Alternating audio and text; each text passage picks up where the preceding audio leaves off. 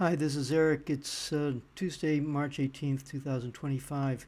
And today I want to talk about the fact that there are probably NATO soldiers who've been fighting on Russian territory during this entire Ukraine incursion into the Kursk region, which is Russian.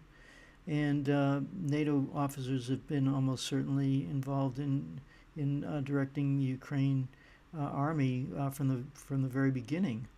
So they don't like to talk about it. They say, "Oh, NATO's this is not a war between Russia and NATO." Well, it is. It's just that NATO is too cowardly to admit it, because if they did admit it, they'd probably be visited by some Russian missiles. So in any case, I want to talk about the fact that in 1944 there was a parade through the streets of Moscow. It was called the March of the Vanquished, or the Parade of the Vanquished. And what happened was that in the summer of 1944, there was a huge Soviet attack on the Wehrmacht, the German army, in Belarus and those areas of which were part of the Soviet space, part of the Russian space. And it was a huge battle, and the Russian Soviet army virtually wiped out the main attack force of the German army. And it was after that it was all downhill for Germany. Now, what happened was the British and the French just couldn't. The British and the Americans, and the French too, maybe, just couldn't believe that this victory had occurred. They were patting themselves on the back over the June 6th invasion of Normandy, but the Russians actually had attacked from the east, as I just mentioned, and the attack that they staged was far more effective. They basically wiped out a huge, hundreds of thousands of Wehrmacht troops. So the British and the Americans saying, well, is that really true? So what happened was the Soviets organized a parade through the streets of Moscow, where something like 57,000 soldiers, including a number of German generals and other officers, were leading this parade of troops, just to prove to the world that, yes, in fact, the Soviets and the Russians had created this incredible victory over the Wehrmacht. So why do I bring this up? I bring it up because the Western partners, so to speak, say that this is a war of Ukraine against Russia, that Russia invaded unprovoked, and this is the basic narrative. The fact of the matter is that the United States has been at war with Russia ever since World War II. I mean, the Cold War started within a year after World War II, fomented by Winston Churchill. And just parenthetically, I'd like to just pose a question. How many times has Russia invaded the United Kingdom? How many times has it invaded England?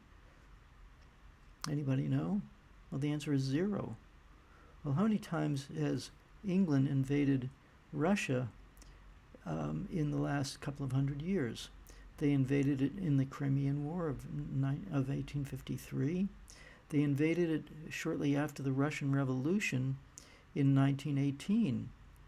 And again, they're invading it with soldiers who are secretly, but they're almost certainly there, attacking Russia. So it seems rather strange that the British should be accusing the Russians of being the great threat, when Russia's never invaded England, and England has invaded Russia 3 times. So I just wanted to bring that point up. So here we are in 2025. It's quite apparent that the Western countries, especially the British, probably the Americans, and possibly the Polish and Germans, were basically thirsting for some way of defeating Russia on the battlefield. They've not been successful up until last summer. So in August of 2024, they attacked the sparsely populated area of the Russian Federation called Kursk. Now, the significance of this is that there was another battle that took place called the Battle of Kursk, which was the greatest tank battle in history. That took place in 1943. And again, the Germans had this idea that they were going to attack and destroy the Soviet army, and they failed, and they were forced to retreat. So there's a kind of the Germans have a kind of a grudge against Russia for having lost to them back in 1943. So there have actually been conversations online between German generals saying, "Well, it's great to see that there are German Leopard tanks back in Kursk," because the German, during the I think there were Tiger tanks and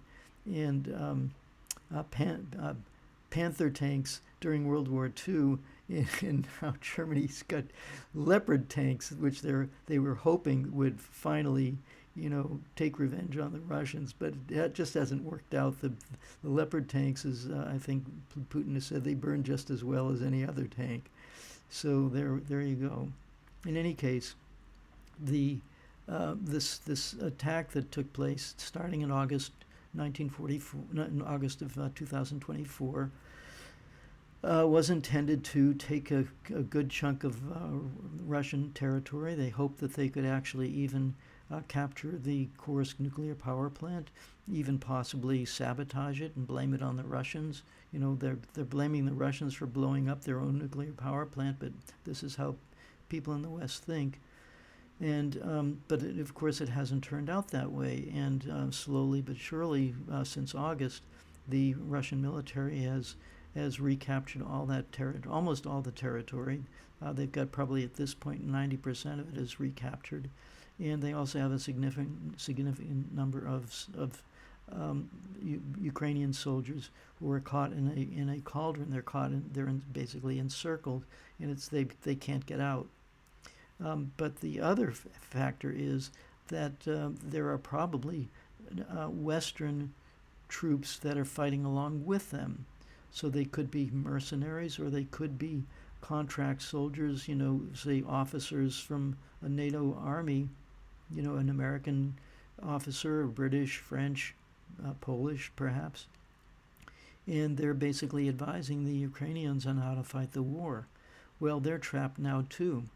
So recently, President Trump got in touch with Putin and said, please be kind to these people.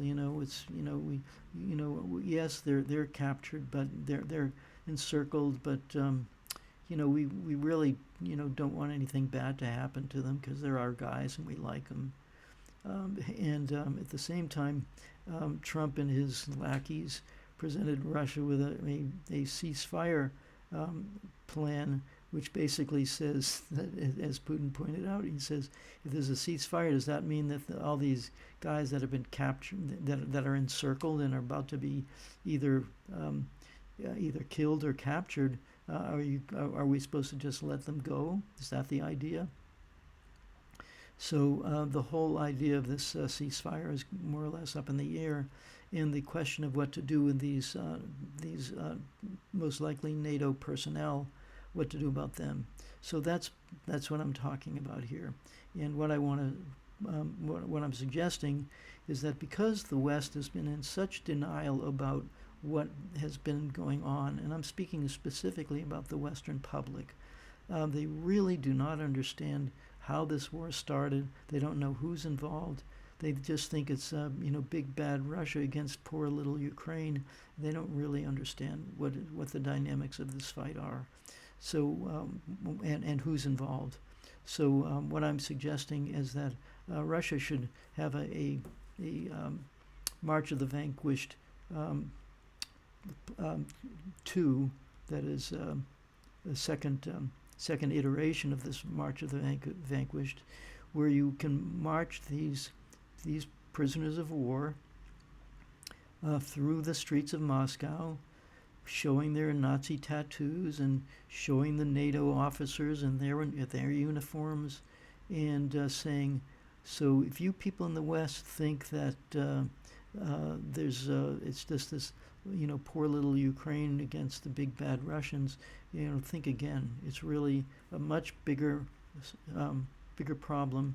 The West is just absolutely determined to destroy Russia to get its resources. They hate the idea of any country being able to stand up to NATO's hegemonic aspirations. And the Russians just said, heck no, we're just not going to do that.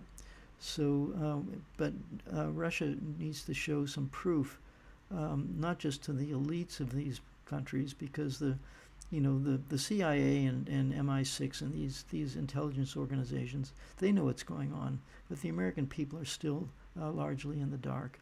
Same with the British.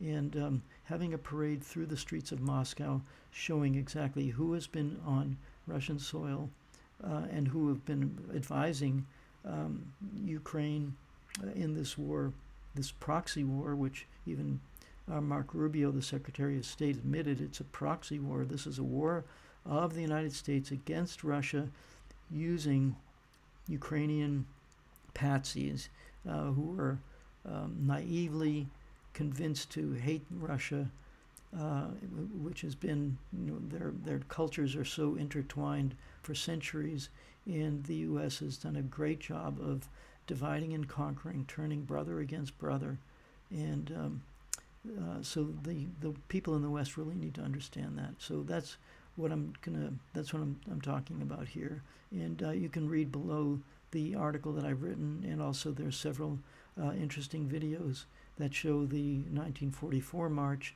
and also have a couple of videos that were made by Indian YouTube channels.